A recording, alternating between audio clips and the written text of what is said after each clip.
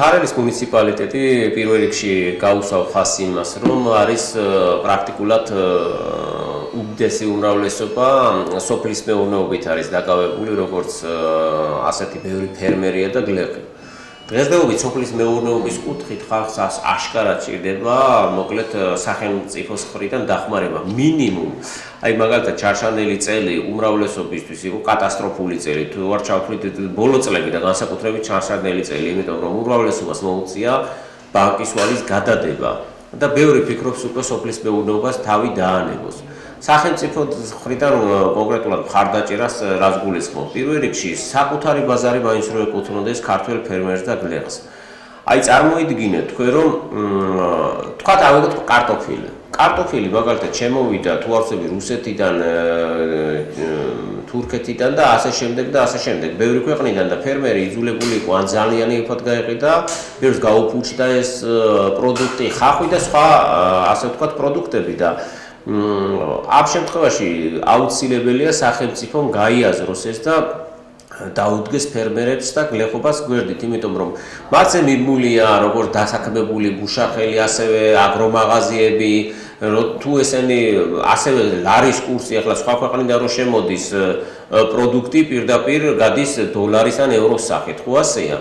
მე მაგალითად საკრებულოში დავაყენე საკითხი, რომ ჩვენ როგორც ასეთი მუნიციპალიტეტის წარმომადგენლობას ქონოდა ასე ვთქვათ მოთხოვნა ცენტრალურ ხელისუფლებასთან, მაშინ იყო თუ არ ვცდებით 2022 წელი, 23-22 წელი, რომ ხედველობაში მიიღო კრიზისულ მდგომარეობაში, რომ შედიოდა სოფლის მეურნეობა და მიგვემართა წერილი თუნდაც პესტიციდებზე და ასე საკუთარ ბაზარში დაცულობა რომ მეგრძნო სოფლის მეურნეობის მოსახლეობას და არა ახალგაზრდობაც ბევრი იძულებული გახდა დატოვა საქმე და ბევრი ემიგრაციაში წავიდა.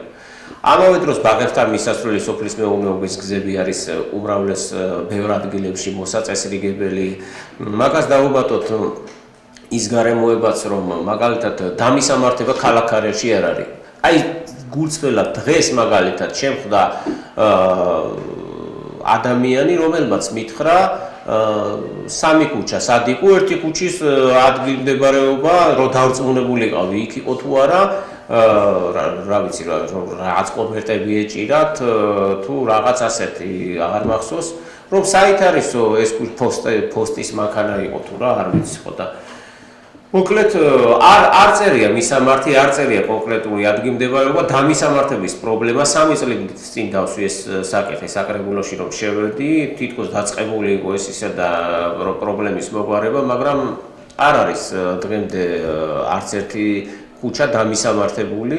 სასწრაფოს მანქანას მაგალითად შეიძლება ზუსტად ამ წუთებზე იყოს პაციენტის სიცოცხლე დამოკიდებული და ასე კითხვა-კითხვით დრო გადის, რა თქმა უნდა, და აუცილებლად მოსაგვარებელი საკითხია.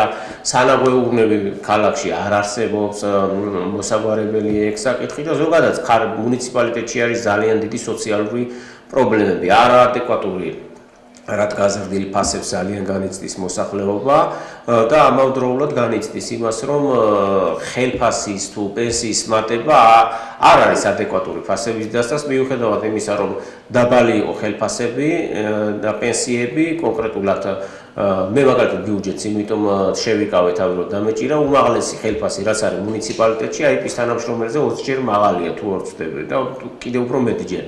ხო და ერთი და იგივე გარემოში რომ ცხოვრობ, ერთი და იგივე გადასახადი რომ არის, ერთი და იგივე ფასი რო აქვს წამალს და თქვათ პროდუქტს, მაგალითად შენ რამდენიმე ათასით გაქვს და პენსიონერს ან IP-ის თანამშრომელს 300 ლარი და პენსიონერს 350 ლარი. ანუ 450 ლარი, როცა მით უმეტეს პენსიონერი მოწყვლადი ჯგუფია, ხო? მას უფრო მეტად ჭირდება წამალი, კვებაც, რომ ჯანმრთელობის პრობლემები ასაკში უფრო იჩენს თავს და მე არაერთხელ შევსწრები ვარ მაგალითად აფთიაქში, როდესაც პენსიონერს განმაყუჩებლის არამის წამლის კი არის რაღაც წამლებზე ფასდაკლები, მაგრამ ეს არ არის საკმარისი, მოუკითხავს ფასი და თავჩაღუნული წასულა რომ მისი ფული არ ქონდა. შეიძლება ვიღაცას დაეხმარო, მაგრამ ყველას შენ ვერ დაეხმარები, ხო? მით უმეტეს არჩევთვის არის თქვა დალხენილი, ხო, ეს თქვა სოციალური ფონი. და დიდი გამოწვევების წინაშია ამ შემთხვევაში მოსახლეობა. მთავარი პრობლემები არის არაადეკვატური ფასები შემოსავალთან. და იძულებულია მოსახლეობის უდიდესი ქართული მოსახლეობის უდიდესი ნაწილი ემიგრაციაში წავიდეს. და რა თქმა უნდა, ახლა ეკონომიკურ ზრდაზე თუ გვაქვს საუბარი, როგორ შეიძლება მე მაგალითად ჩემთვის გაუგებარია იმატებდეს სოციალურად დაუცველები, იმატებდეს ემიგრაცია საქართველოსთან გარბოდეს მოსახლეობა და პარალელურად ორნიშნაციფრით იზრდებოდეს ეკონომიკა, რაღაც არაადეკვატურია. ორიდან ერთია. ან ციფრებით манипуляция, ან კიდევ არასწორად გადანაწილება ამ ეკონომიკური კეთილდღეობის. აი ეს არის რა და მე ვფიქრობ, რომ მთავარი და უმთავრესი არის სოციალური ფონი და სოფლის მეურნეობაც პირდაპირ მიბმულია მათ ფინანსურ მდგომარეობაზე და ასე შემდეგ.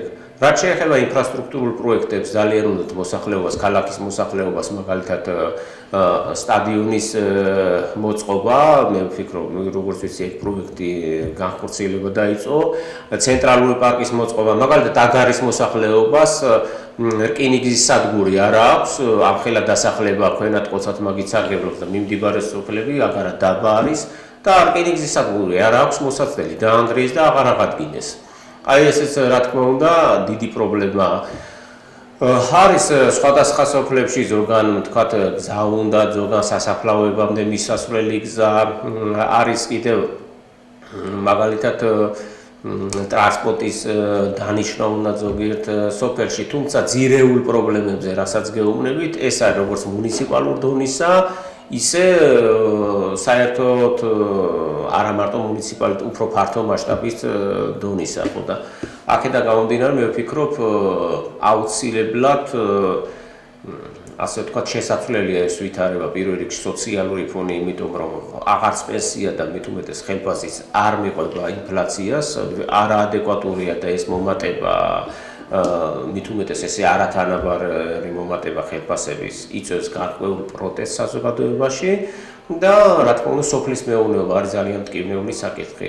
უდიდესი უმრავლესობა სოფლის მეურნეობით ცხოვრობს და უმრავლესობის აზრს გეტყვის, რომ აზრი დაკარგა ამობენ სოფლის მეურნეობაში, ასე ვთქვათ, ფულის დაბანდებამ და სოფლის მეურნეობით ვეღარ იარსებებს ადამიანი და როცა ვიზახი ადგილობრივ ფერმერს საკუთარი ბაზარი რომ არა აქვს და კონკურენცია სხვა ქვეყნებიდან შემოსავალი პროდუქტი უწევს, ამავე დროს პესტიციდებზე და სასუქებზე ამობენ რომ არაადეკვატურად მაღალი ფასია და მოკლედ ხარისხზეც პრეტენზია აქვთ, მუშა, მაგალითად მოგიყვანთ მაგალითად მუშა ძვირდება, პესტიციდები და სასუქი ძვირდება, თუმცა პროდუქტი იგივე ფასი ან უფრო ნაკლები.